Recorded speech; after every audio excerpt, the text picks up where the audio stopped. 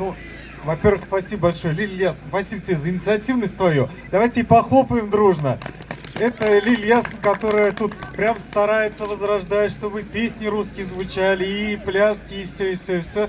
Это вообще большое дело. Потом, конечно, нам нужно поблагодарить все-таки администрацию, которая не все равно, которая тоже помогает, поддерживает, всех созывает, везде все, чем может. Всем, чем может, всегда откликаются. Поэтому вам большое-большое спасибо. Давайте тоже похлопаем, нам жалко, что ли?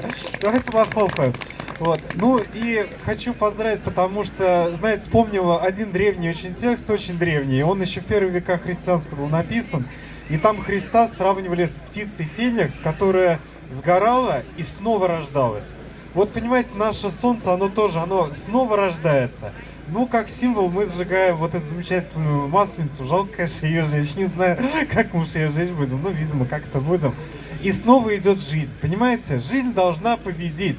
Самое главное, будем живы, будет у нас все. Давайте будем жить, давайте будем держаться за веру, что все не зря, что у всего есть смысл, на все есть Божье благословение, но самое главное благословение, что вы были живы и здоровы.